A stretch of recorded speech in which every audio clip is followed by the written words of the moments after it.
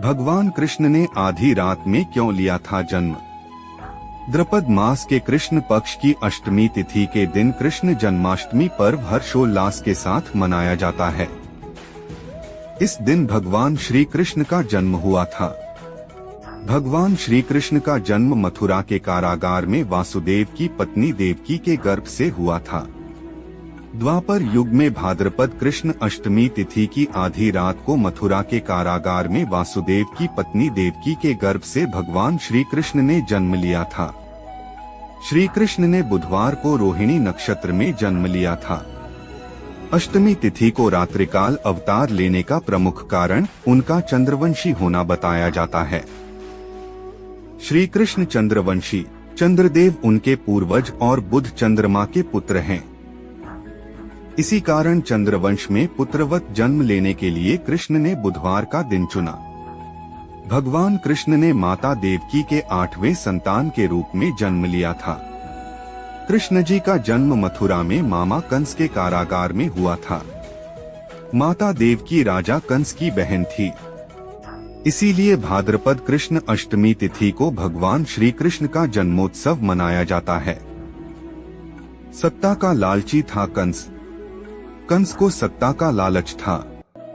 उसने अपने पिता राजा उग्रसेन की राजगद्दी छीनकर उन्हें जेल में बंद कर दिया था और स्वयं को मथुरा का राजा घोषित कर दिया था। राजा कंस अपनी बहन देवकी से बहुत प्रेम करता था। उन्होंने अपनी बहन का विवाह वासुदेव से कराया था, लेकिन जब वह देवकी को विदा कर रहा था तभी एक आकाशवाणी हुई कि देवकी का 8वां पुत्र कंस की मौत का कारण बनेगा। यह सुनकर कंस डर गया। उसने तुरंत अपनी बहन और उनके पति वासुदेव को जेल में बंद कर दिया। उनके आसपास सैनिकों की कड़ी पहरेदारी लगा दी। कंस अपनी मौत के डर से देवकी और वासुदेव की 7 संतानों को मार चुका था।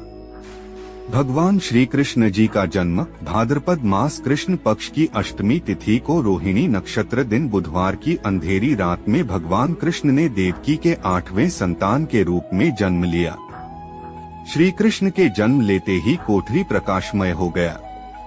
तब तक आकाशवाणी हुई कि विष्णु जी ने कृष्ण जी के अवतार में देवकी के कोख में जन्म लिया है। उन्हें गोकुल में बाबा नंद के पास छोड़ आए और उनके घर एक कन्या जन्मी है, उसे मथुरा लाकर कंस को सौंप दें। भगवान विष्णु के आदेश से वासुदेव जी भगवान कृष्ण को सूप में अपने सिर पर रखकर नंद जी के घर की ओर चल दिए। भगवान विष्णु की माया से सभी पहरेदार सो गए। कारागार के दरवाजे खुल गए। आकाशवाणी सुनते ही वासुदेव के हाथों की हथकड़ी खुल गई। वासुदेव जी ने सूप में बाल गोपाल को रखकर सिर पर रख लिया और गोकुल की ओर चल पड़े। वासुदेव भगवान कृष्ण को लेकर नंद जी के यहाँ सकुशल पहुँच गए और वहाँ से उनकी नवजात कन्या को लेकर वापस आ गए। जब कंस को देवकी की 8वीं संतान के जन्म की सूचना मिली, वह तत्काल कारागार में आया और उस कन्या को छीनकर पृथ्वी पर पटकना चाहा, लेकिन वह कन्या उसके हाथ से निकलकर आसमान में चली गई। फिर कन्या ने कहा, हे मूर्ख कंस, तुझे मारने वाला जन्म ले चुका है और वह वृंदावन पहुंच गया है। वह कन्या कोई और नहीं, स्वयं योग माया थी। श्री कृष्ण ने राजा उग्रसेन को फिर सौंप दी मथुरा की राजगद्दी। बाबा नंद और उनकी पत्नी मां यशोदा ने कृष्ण जी का पालन पोषण किया। राजा कंस ने कृष्ण जी का पता लगाकर उन्हें मारने की खूब कोशिश की, लेकिन कंस की सारी कोशिशें विफल हुई और कृष्ण जी को कोई मार नहीं सका। अंत में श्री कृष्ण ने कंस का वध किया। राजा उग्रसेन को फिर मथुरा की राजगद्दी सौंप दी। इस तरह से जन्माष्टमी की व्रत कथा पूरी हुई। जन्माष्टमी का महत्व भगवान श्री कृष्ण जन्माष्टमी के दिन व्रत रखने से संपूर्ण इच्छाओं की पूर्ति होती है। इस दिन विधि पूर्वक यशोदा नंदन की पूजा करने से सुख समृद्धि का आशीर्वाद मिलता है।